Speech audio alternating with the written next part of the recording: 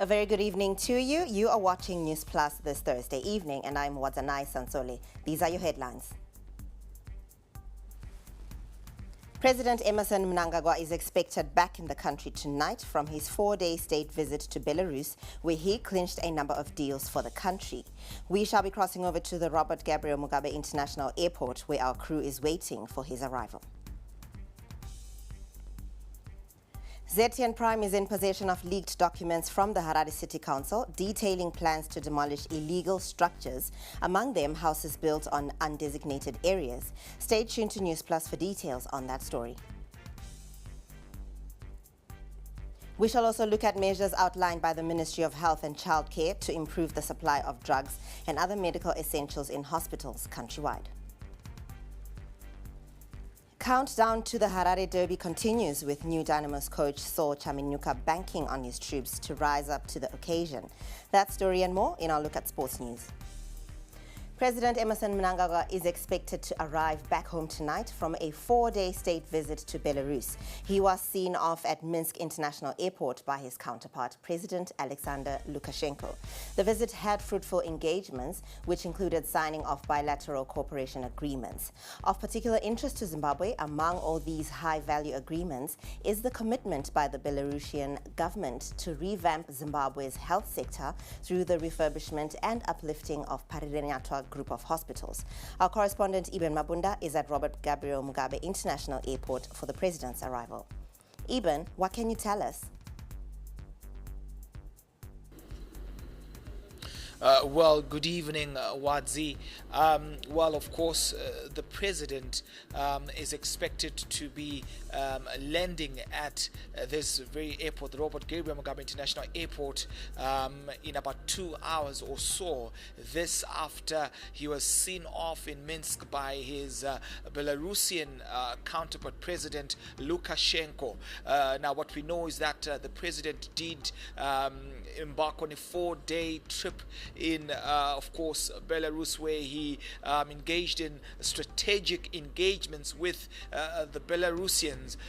For starters, we know that he did visit the tomb of the unknown soldier in Belarus. He also visited a dairy facility and also got to sign some strategic engagements, as well as amplify the calls between the two countries for the removal of sanctions, which of course these two governments deem to be illegal and anti-developmental. All right, now Eben, can you take us through some of the deals that were signed between Zimbabwe and Belarus and how the former is likely to benefit? Conversations were had in various key areas of cooperation, of course in health, as well as in energy. These took center stage, as well as also toward industrial development. When you look at Zimbabwe's economic landscape, there is need to amplify Zimbabwe's energy generation, and so with engagements with Belarus, there was also some degree of seeking to establish a level of collaboration between Minsk and Harare. Now, key to their engagements was the aspect of having Zimbabwe as a hub for the manufacture of Belarusian products, which from what we know at this point is something that is expected to be rolled out soon. We expect to get the final details as to when we can expect that to be translating to its physical equivalents, but that would be key to some of the arrangements as well as the agreements that were had between Minsk as well as Harare. Yesterday we discussed the trade turnover between the two countries. Kindly give us a brief recap of that. Well, of course, when you look at what Zimbabwe has been able to export to Belarus, has been predominantly tobacco products, and bit of horticultural products, which peaked 2022-2023 at about $2.5 million. But at this particular point, Zimbabwe has not been able to export beyond the 5 million threshold to Belarus. Now, when you look at the flip side, you will find that Belarus has been able to, of course, export here to Zimbabwe various forms of equipment, vehicles, buses, tractors, and equipment of such nature, as well as some degree of technological infrastructure, and that has been on a growth trajectory. But then again, their exports here to Zimbabwe have not gone beyond the $100 million mark, and so there remains vast opportunities of collaboration between these two countries, looking at mining as a prospective area. You also look at industrial development. Zimbabwe's automobile sector has been lagging behind, and so those then become areas of possible collaboration. But of course, the big one here, would be the fact that there would be that establishment of Zimbabwe as a manufacturing hub for Belarusian products, and of course that could be mouth-watering. But then again, we await for the release of the specific details, the teensy-weенsies, as to how and when this will be, of course, translating to its physical equivalents. Thank you very much, Eben, for that update. We shall, of course, be keeping our fingers on the pulse of developments there. Now, let us quickly look at the deals that were signed between Zimbabwe and the Belarus during President Mnangagwa's visit.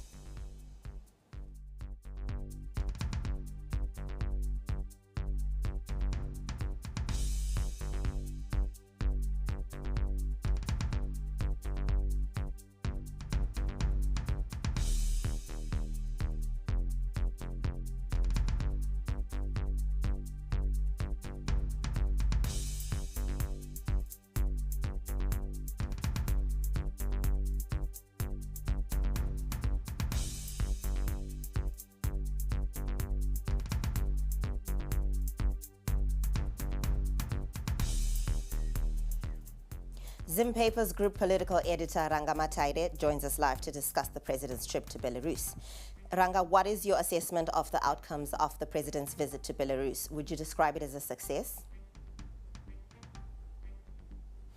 Thank you for having me, and thank you for that question. I think my assessment of the visit by the president and his delegation to Belarus is that to a large extent it has been very successful.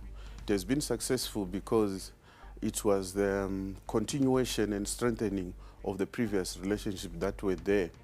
But in this case, I think there is a lot of diverse areas in which the president and his delegation covered. You remember that initially the most pragmatic outcome of the relationship between the two countries was the delivery of farming equipment under the Belarus farm mechanization facility, which saw the delivery of tractors, trucks, farm accessories and parts.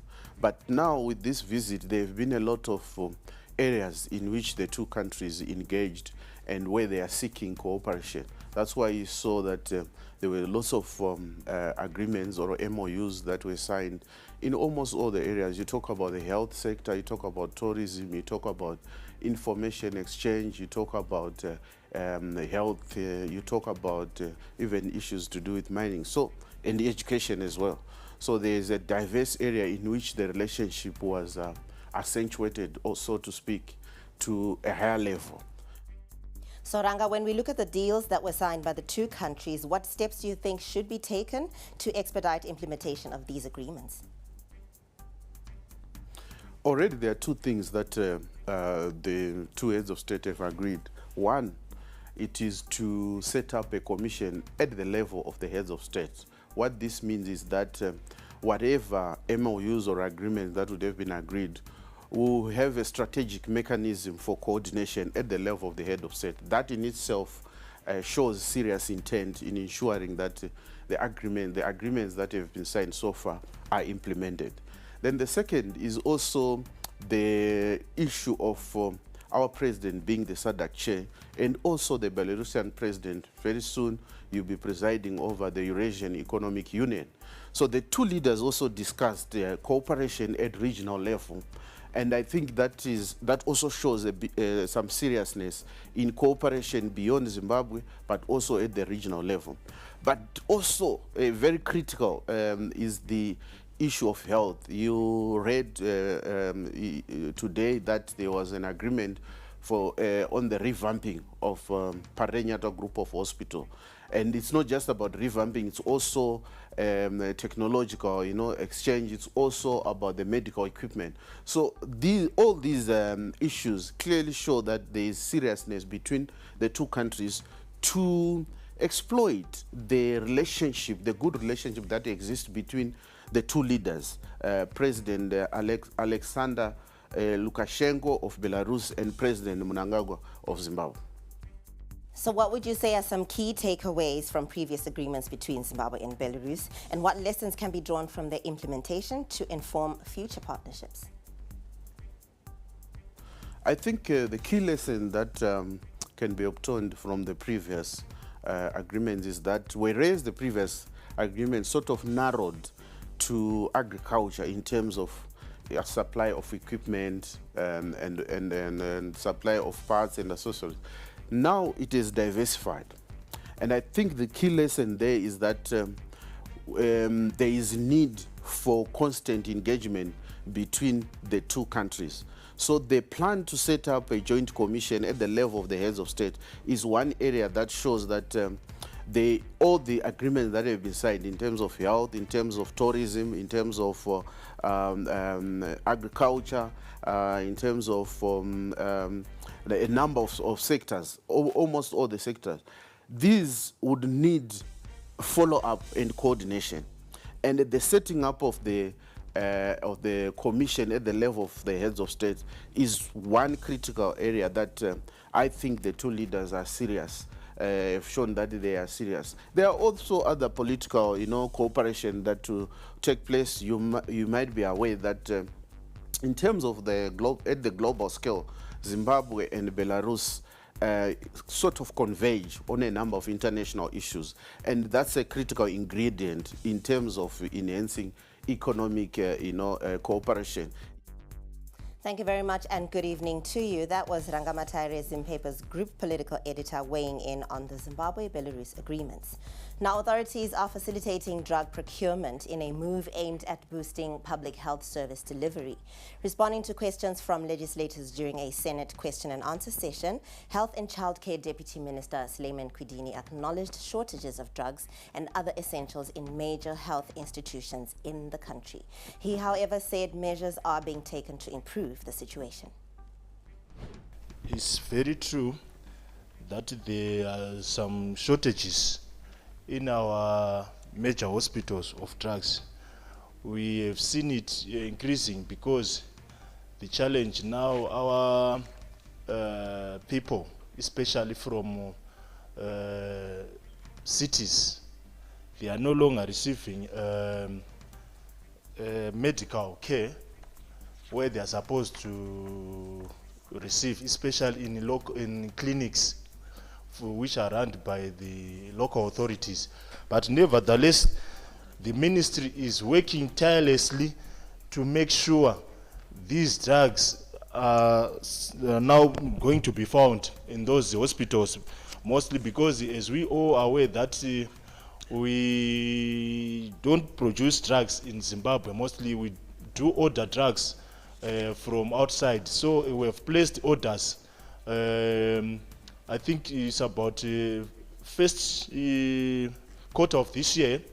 We have procured drugs for the second quarter, so they are still on the way for delivery.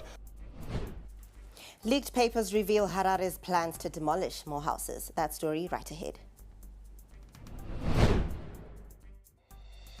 Bids are invited from reputable suppliers registered with the Procurement Regulatory Authority of Zimbabwe, PRAZ, for the item listed below. Item number 1. Description: supply and delivery of mobile phones. Tender number POZ-DOM/08 2025. Bidding method, domestic competitive bidding. Closing date and time, 17 June 2025 at 1000 hours. Issue date is 9 May 2025. Cancelled tender. The tender below was cancelled in terms of Section 42, 2C of the Public Procurement and Disposal of Public Asset Act, Chapter 22-23. Item number 1. Description, supply and delivery of pool vehicles. Tender number POZ/DOM/07/2025. Bidding method, domestic competitive bidding. Remark, cancelled. The tender documents are downloaded from PRA's EGP portal, http://egp.pras.org.zw at no cost. No payment shall be made to obtain the documents online. Tenders must be submitted online through the Electronic Government Procurement System, EGP, on or before the closing date. Bids not submitted through EGP system shall be rejected. For any further details or clarification, please contact the Procurement Management Unit on +263 86 88007715 or email pawsprocurement@powzim.gov.zw.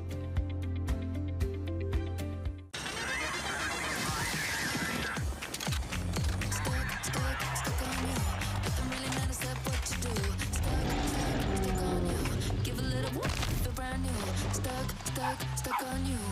Ooh, obsessed with you. I'm obsessed. With Showmax, your favorite characters now follow you anywhere. Download it today and watch the best in local, international, and everything in between.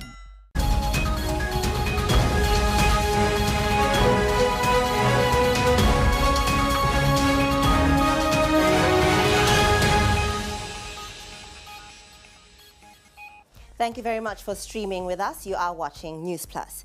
Now, the Harare City Council is planning to demolish homes in 39 areas across the city.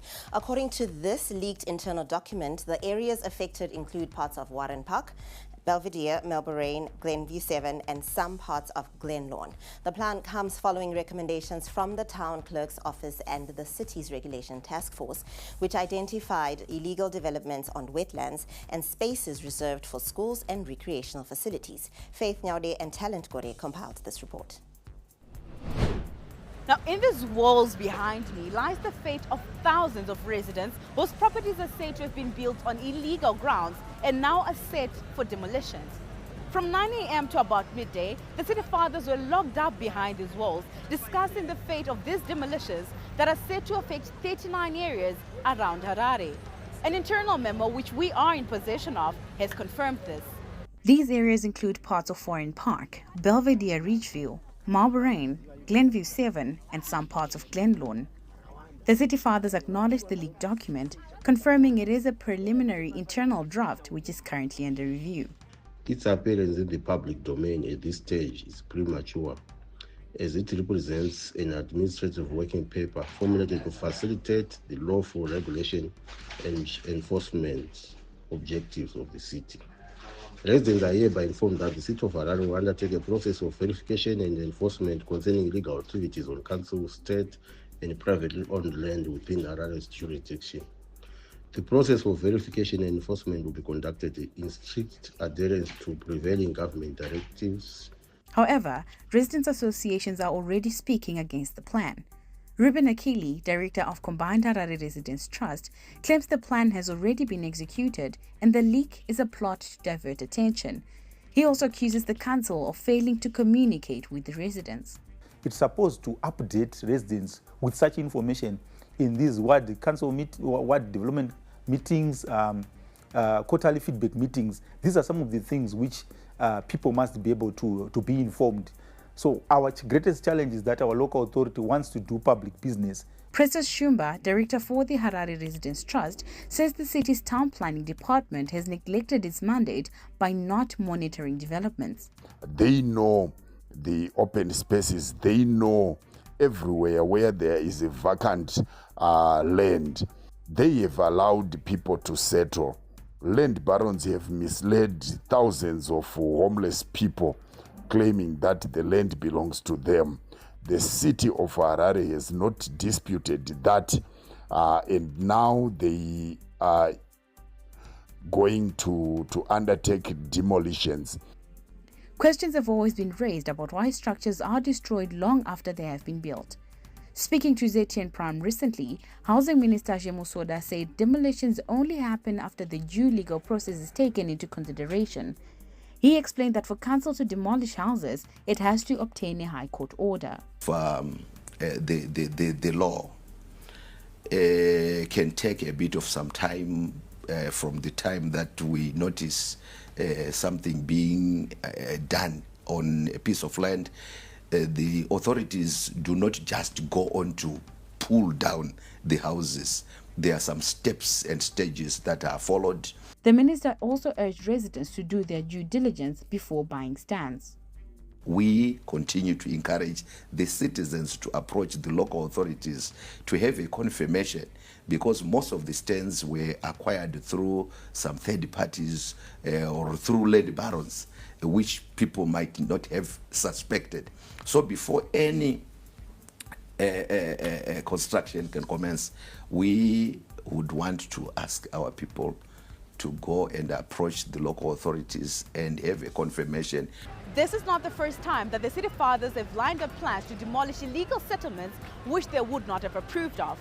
Backed by legal processes, driven by a city desperate to reassert and planning control, this operation may leave thousands homeless, but it might also help fix a broken system. For now, the message is clear and the bulldozers are rolling. Build legally or risk it all. Reporting for ZTN Prime, I'm Faith Nyaude in Harare. Now, from that story on Harare's plans to demolish specific houses, we now take a look at an electricity update.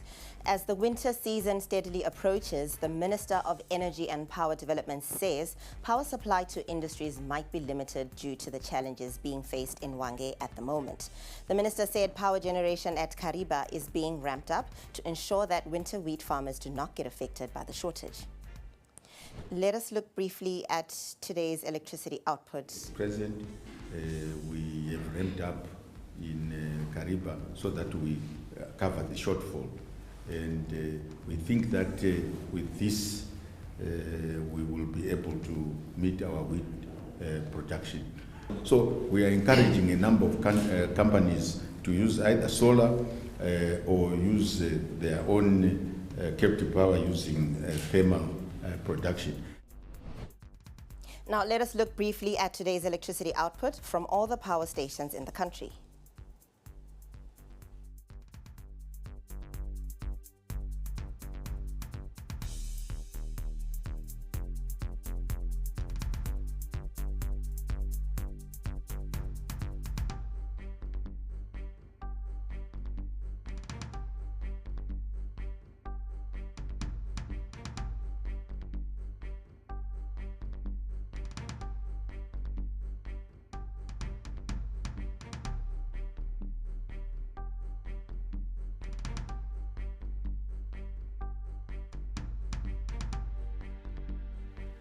Zimbabwe's leading media house, Zim Papers, has launched a media training institute, a development that is expected to significantly transform Zimbabwe's media landscape.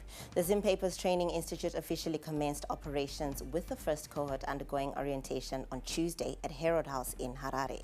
The ZTI promises to bridge the gap between theoretical knowledge and practical skills, providing industry-ready graduates. The Institute's HEXCO-certified national diploma programs in print and broadcast journalism, television and film production, radio and digital marketing seek to provide students with a solid foundation in the principles and contemporary practices of media production. Limogani Ngube, the ZTI acting principal, joins us from Blayo to discuss more on this groundbreaking initiative. Good evening, Limogani. How important is it to prepare journalists not just as storytellers but as media entrepreneurs who can build sustainable careers and platforms? Our key focus is to respond to market demands. Our key focus is to respond to the ever-changing environment on the market, be it in terms of journalism, be it in terms of marketing, and perhaps other sectors as well. But coming to your question that pertains journalism, I think we all understand and agree that as journalists we are literally working or running on shifting sands, as it were. So the journalism landscape or the media market has changed in recent years. Unfortunately, it has not changed for the better. It has changed for the worse in terms of business. You will realize that the coming in of new media has actually forced organizations to change their business models. So that change has also forced journalists themselves to also look at themselves in the mirror and say, what do we do in an era whereby the mainstream media cannot absorb everyone? So that has actually popularized what we call now entrepreneurial journalism. So as the Zimpepers Training Institute, we have modules and we have short courses that speak directly to entrepreneurial journalism. So is this an attempt to bypass traditional models and offer a more practical approach to fit modern trends when it comes to journalism? We are also media practitioners ourselves, and we have experienced the gaps that are there in the industry. So while we appreciate and applaud the various media training institutes that are there in the country, they are doing a good job, they are doing a wonderful job. But obviously, you will always realize that there is that mismatch or that gap, that arises because of the ever-changing media environment. Because of new technologies, almost every day, almost every hour, or should I say, there is always something new that is coming up. So there is therefore a need for training institutions to always try by all means to keep up to date. So as Zimpepers Training Institute, our motto is that, or our drive is to future-proof the profession. Now, recently, Limugani, there were debates in Zimbabwe on who is a journalist and who is not a journalist. Do you think institutions like this will come to bridge that gap? But of course, we also realize that citizen journalism has its own shortcomings, and its shortcomings can be very dangerous at times because you are talking about people who have been empowered by their access to a smartphone and data to then communicate whatever they deem to be news. Some of it is not news. Some of it is not entirely true. Some of it is libelous. Some of it is hateful. Some of it, you can call it by any other name. But the truth of the matter is that the rise of fake news was because of citizen journalism. That's why we then come in as the Zimpepers Training Institute to say, while people are allowed to communicate and they are allowed to disseminate news as it were, those who do not have professional training, they can come through and then they are given a professional training, because journalism in essence is a profession. Where journalists are professionals in their own right. They know the do's and don'ts. They know the ethics. They know how to approach each and every story, which those who are not trained might not be able to do. Thank you very much, Limugani, and have a good evening. Now, the Girls and Women Empowerment Network, an organization that advocates for the rights of girls and women, has constructed a study center in Seke district in a bid to empower the students with digital literacy skills. Our correspondent Mashudu Mambo, who was in Seke, gives us the details. In the community of Seke, a remarkable transformation is underway, thanks to the Girls and Women Empowerment Network. The organization has been working tirelessly to empower girls and women, providing them with the skills and support they need to succeed.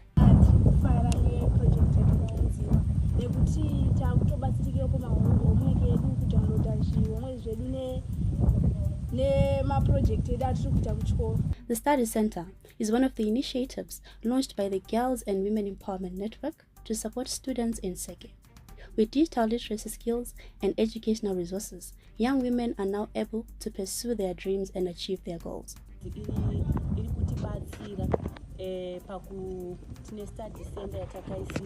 Study center rubatsira vana vedu pakuti vari kustada for free, even kunyora ma-homeworks vachisearcha pa-internet vari kuita for free. The organization has a number of projects set to empower young women with skills to sustain themselves. These projects include vocational training, mentorship programs, and educational workshops. And we believe, following the WHO guidelines, following the Zimbabwe's agenda and policies around education, we believe this project could contribute somehow to eliminating or ending child sexual exploitation disguised as child marriages, because we create a platform where girls and boys can come and learn about their rights, about their opportunities. By providing them with the skills and resources they need, the organization is helping to create a brighter future for the community. So the center will be operating on Tuesdays, Thursdays, and Fridays, and some weekends, where learners will be coming from the different schools with their teachers, with the authority of the Ministry of Education and the headmaster on agreed timeline, so they can spend the 2 hours in the computer lab and another 2 hours in the library. The Girls and Women Empowerment Network has made a significant impact in the lives of people in Seke. This has been through a number of initiatives like a study center, women empowerment projects, and educational workshops, which are aimed at supporting women and ending child marriages. Reporting for ZTM Prime, I am Mashudu Mambo in Seke. You are watching Newsplus.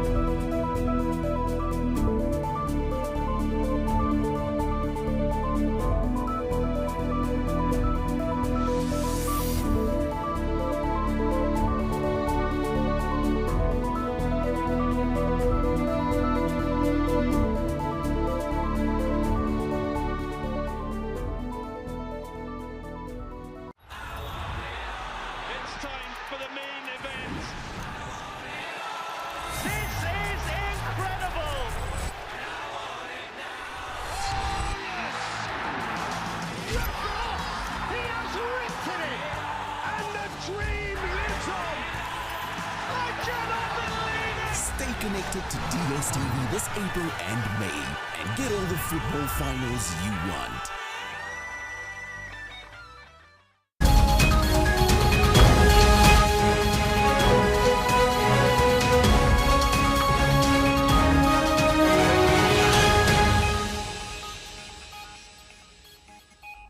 The new chairperson of the African Union AU Commission, Mahmoud Ali Yusuf, has outlined the key priorities of the new leadership during his first official press briefing, stressing the importance of promoting peace and security, fostering continental integration, and mobilizing domestic resources to finance Africa's development. Yusuf said the priorities of his leadership during its initial four-year term align with the urgent need to expedite the implementation of the major aspirations of the second 10-year plan of Agenda 2063, the Continental Bloc's 50-year development blueprint.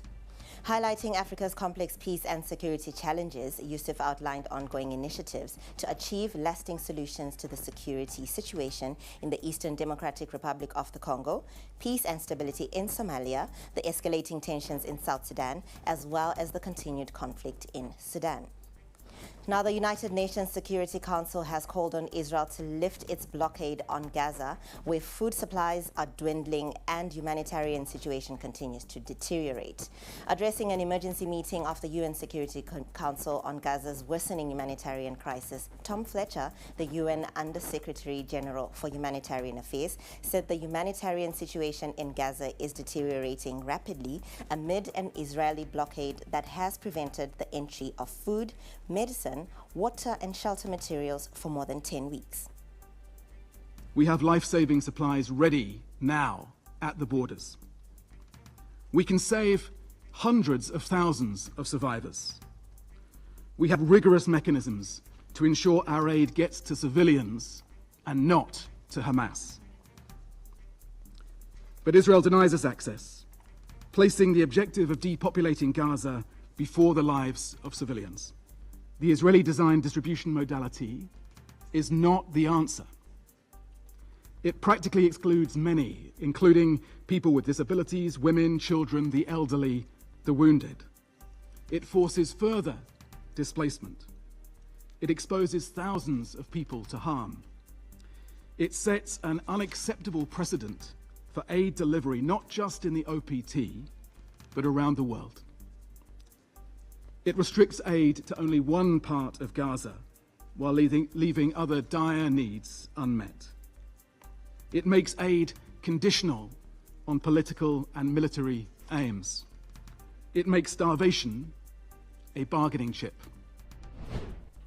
The United Nations has urged parties to abide by international law amid the rising tensions between Israel and Yemen's Houthi group, while also warning of a worsening humanitarian crisis in Yemen.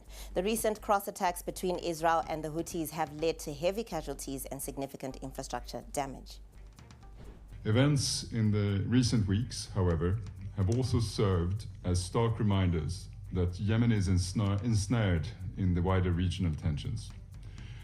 The attack carried out by Ansarallah on Ben Gurion Airport on the 4th of May and the subsequent strikes by Israel on Hodeidah Port, Sana'a Airport and other locations in response represent a dangerous escalation, and the threats and attacks regrettably continue. I renew my call for all parties to abide by their obligations under international law to protect civilians and civilian infrastructure. The Russian president's press secretary Dmitry Peskov said it is too soon to discuss the specifics or likely outcomes of planned talks between Russia and Ukraine in Turkey, cautioning that key details remain unclear. And in another statement, Russian President Vladimir Putin proposed the resumption of direct negotiations with Ukraine on May 15 in Istanbul. Ukrainian President Zelensky has said that he would be in Turkey and expects to meet Putin on Thursday. Пока рано говорить об итогах, рано говорить о содержании. Пока наша делегация завтра будет в Стамбуле, она будет ждать украинскую делегацию. Мы не знаем, кто будет с украинской стороны, мы не знаем, как начнутся, как пойдут переговоры. Нужно набраться терпения и дождаться. Ну, полностью абстрагироваться от тех переговоров, конечно же, нельзя. Они были, но есть и те реалии, которые есть на сегодняшний день. ZB Bank's Smile Cash app to drive financial inclusion. That's story in business. Harare. Tune into the beat. Capitalk 100.4 FM, your source for news, business, sports, fashion, and more. Experience the pulse of Harare's culture and lifestyle. Capitalk 100.4 FM, Harare's top radio station. Join the conversation with Zimbabwe's top personalities. Subscribe now for fresh and infotainment content daily. Capital 100.4 FM, Harare's heartbeat.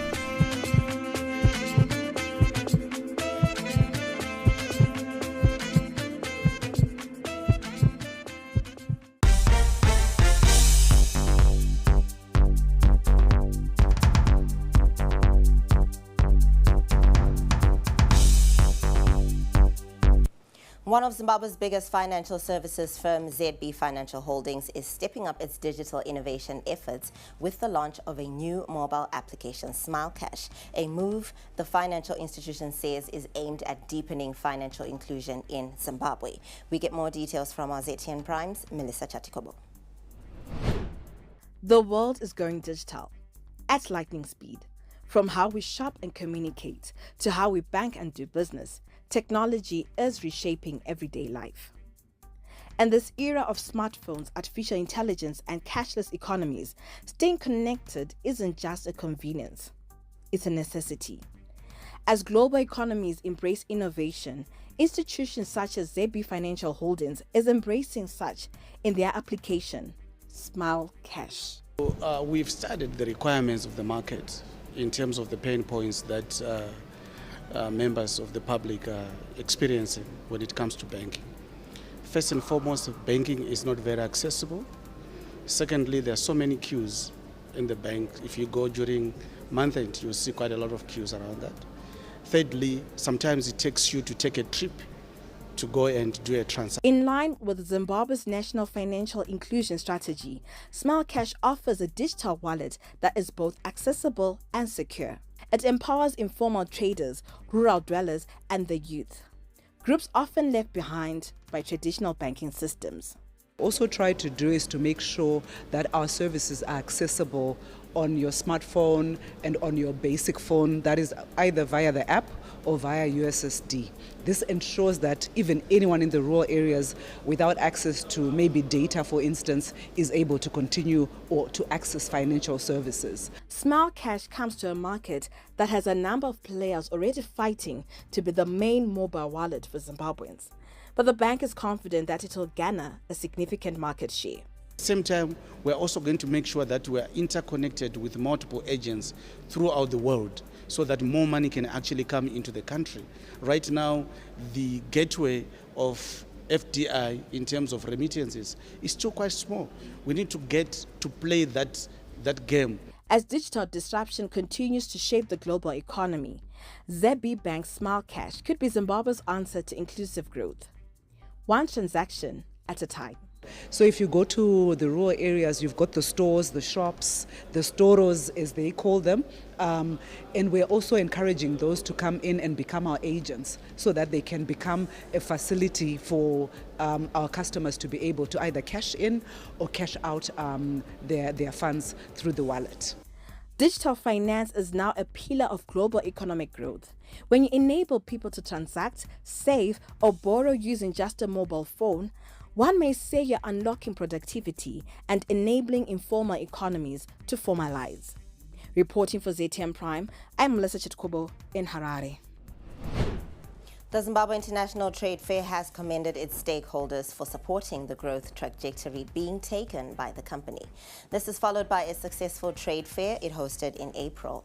Speaking during the handover ceremony of top-of-the-range vehicles at Faramati Motors, ZITF Chief Executive Officer Nick Ndebele said the support shown by stakeholders inspires hope for the organization's continued excellence.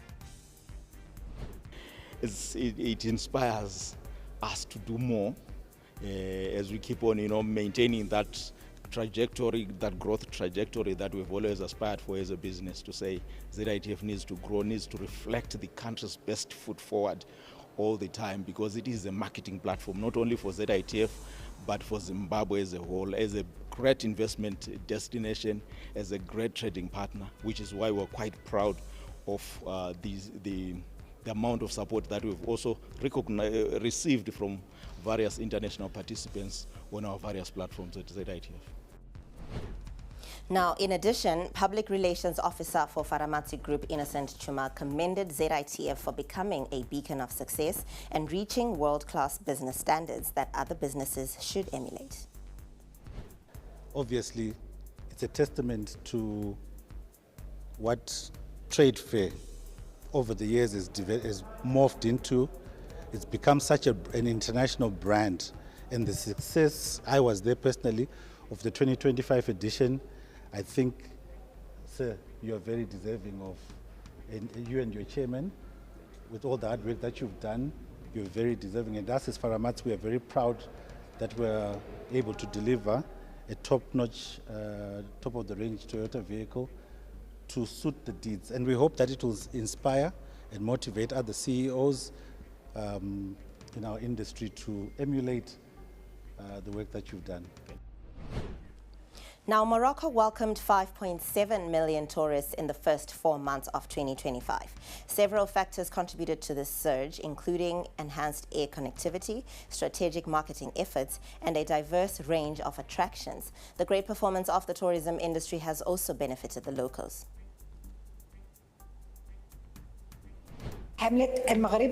Morocco Land of Light campaign is disseminated in 20 global tourist destinations through digital media platforms and giant display screens in world capitals. Thanks to the partnership with international airlines, the number of international flights increased by 20% in 1 year. Foreign direct investments boost tourism projects and infrastructure and contribute to economic development. Morocco is a safe and stable country. That's why it continues to attract FDIs in all related sectors. The tourism boom has boosted the revenues of all Moroccan artisans. It has also opened up new markets while creating direct and indirect jobs in the craft industry across Morocco. And with Morocco set to co-host the 2030 FIFA World Cup and the 2025 African Cup of Nations, tourism is expected to continue its upward trajectory. Morocco has a colorful scenery. We're also glad to live an immersive experience in the old Medina where we can walk, eat, and meet an amazing, welcoming local community. Morocco is both traditional and very modern. It's an extraordinary experience. Up next is entertainment. Catch exclusive interviews every weekday for candid, exciting and thought-provoking conversations with your host, Erika Ndoro. We talk about arts, we can talk about sports, we can even talk about politics, and sometimes we venture into a nice guitaristic play.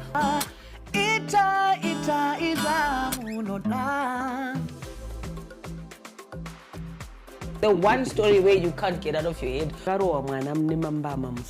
Wakatarisa munhu so Erika like where you are sitting. Ndozongokona bata face so pasina munhu. Wakasiya music yako iyo afro chakuti ndo music manje ndiye muZimbabwe. And I'm sure they're still saying the same thing now. Yeah, so Shona kana kuti Chindevere kana mumwe mutaure muno muZimbabwe ndiwe iwewe. Ndiwo rupawo rwako. Ndicho chidadiso chako. Catch me, Erika Ndoro, right here on ZTN Prime every single Monday at 7 p.m. whilst we get exclusive.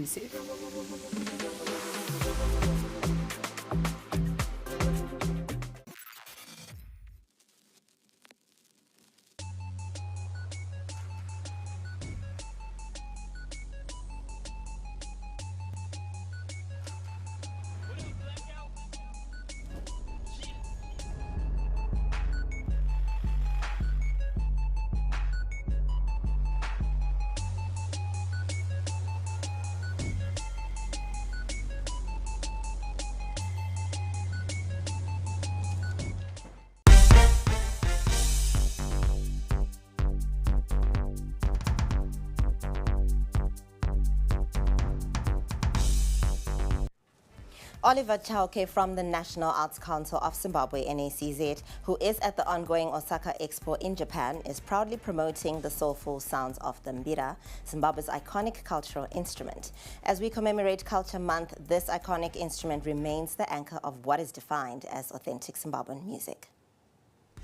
Also, we are moving towards the promotion of the consumption of cultural goods and products beyond Zimbabwe in line with the NDS1. So we are promoting this instrument here at the Expo to ensure that the instrument is also consumed beyond Zimbabwe, beyond borders. And it's so exciting to see how people in Japan from this market are they are appreciating the mbira instrument. They come, they all gather around and they need to be taught how to play the instrument. They are researching about the instrument, its uses, its purposes. So there is a lot of traction here at the Zimbabwe pavilion around the Mbira instrument, and this on its own is a creation of a market. Soon we'll also see our Zimbabwean producers and makers of this instrument exporting it to the Japanese market. Gwanda is set to come alive later this month as South African music sensation Makadzi and Zimbabwe's own Jazz Signal headline what promises to be a show-stopping event at Phoenix Shisanyama. The two artists, both known for their high-energy performances and infectious dance moves, are expected to draw music and dance lovers from across Matabeleland and beyond. The gig marks one of the biggest entertainment offerings in the gold mining town in recent times. Now, R&B superstar Chris Brown has been arrested at a 5-star hotel in Manchester. The arrest relates to a London bottle attack incident at a venue in Hanover Square in 2023. Brown was held on suspicion of causing grievous bodily harm to music producer Abe Dial. Met Police detectives arrested the 36-year-old American musician at the Lowry Hotel in Manchester after learning he flew in on a private jet. Now that story rounds up our entertainment news. We'll give you an update in sport on the 3 match officials that have been suspended. Captain Wally J's about to take you to boot camp. It's the riveting science and tech show that keeps you up to date with the hottest gizmos on the block, and revealing the illustrious and innovative visionaries in Zimbabwe. So much to see, you'll keep swiping. This cherry red beauty is the Dairy Auto M7 mini electric car. We've designed our brute force incubator board. Look at what we've got here. Solar powered scarecrow was part of the project that I was supposed to complete. Catch Swipe every Tuesday at 5:30 p.m. on ZTN Prime. DSTV channel 294. In a land where traditions run deep, where the soil holds the secrets of generations, and where dreams are sown alongside seeds, a new generation emerges. Welcome to Young Seeds. Get ready to embark on a journey like no other as we shine a spotlight on the dynamic and inspiring young farmers in the heartland of Zimbabwe. I want to do it because plants will die, plants will get infected by diseases. I tried to do mixed farming, that is also putting tomatoes. I have half a hectare of tomatoes. Every 40 days it has to be giving birth. Produce a good quality fruit size. Calves are kept in different pens, basically so that they don't spread diseases to each other. My name is Tariwa Sikauke. I'm a rabbit farmer. These young farmers are revolutionizing traditional practices, embracing technology, and finding sustainable solutions that will shape the future of agriculture. So, let's get our hands dirty.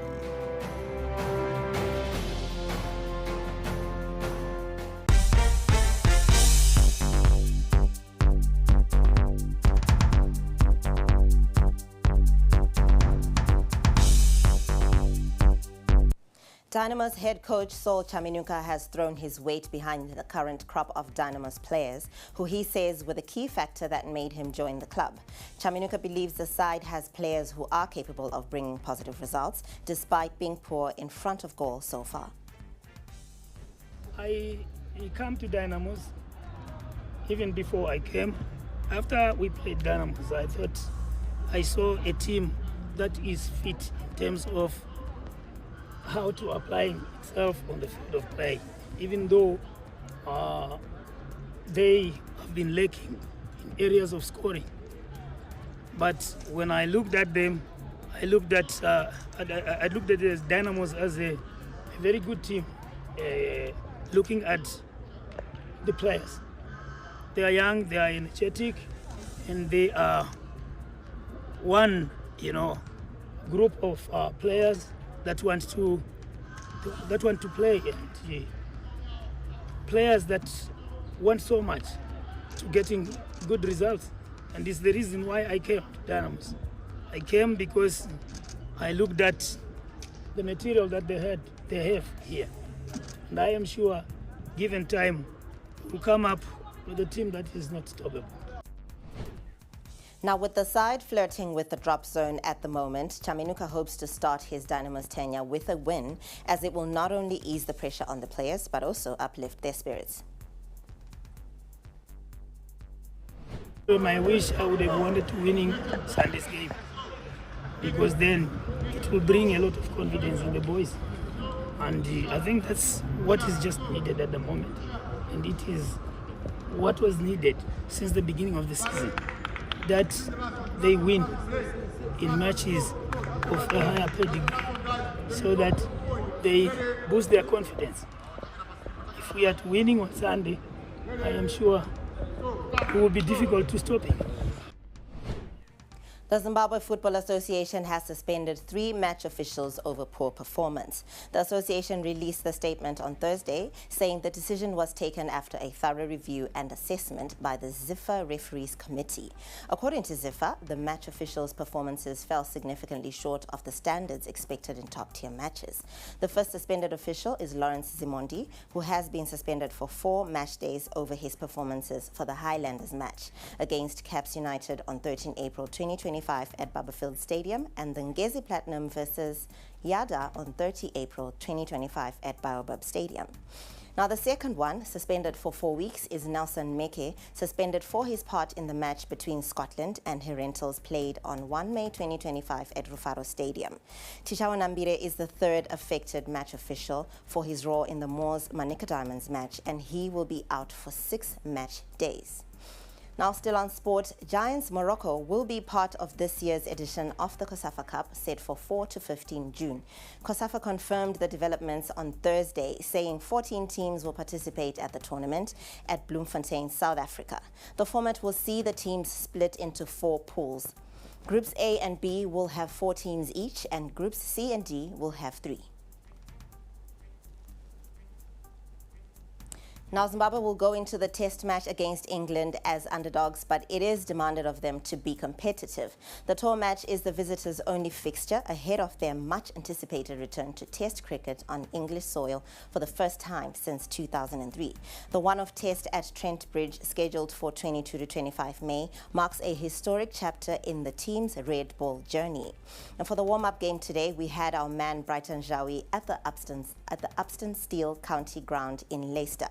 We asked him how important the warm-up match is for the Chevrons.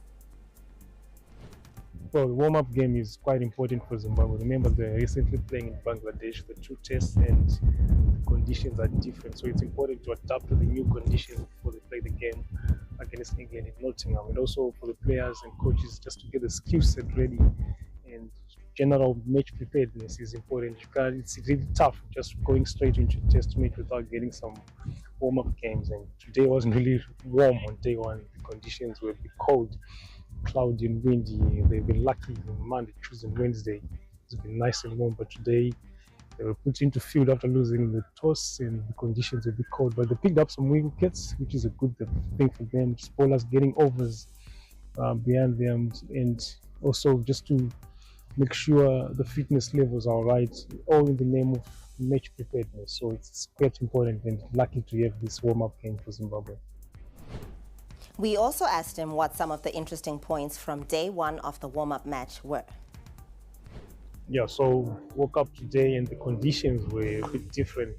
From Monday, Tuesday and Wednesday, it was nice and sunny during the practice days. Come match day, it was cold, windy, cloudy, and Zimbabwe lost the toss and were put into field. So they filled a few wickets. It's quite a balanced day just going on, but not really much into that. I think the warm-up, like I said earlier, it's about adapting to the conditions and getting yourselves and the skill set ready for the game. England are coached by Freddie Flintoff, a legend of the game, who also is set up for this team as well. Neil McKenzie, former South African opening batter, and also Mark Hood, who is recovering from a knee surgery. That's England fast bowler, is also part of the setup. Zimbabwe obviously will make the change when Sikandar Raza joins the team before the test. Raza was playing in the Pakistan Super League, so that could be a change in the batting lineup there. And also a bit of news today, England announced that New Zealand's all-time leading wicket taker. And that's a wrap on our Thursday night bulletin. Thank you very much for streaming with us. I'm Wadzanai Sansole. Good night from myself and the crew behind the scenes.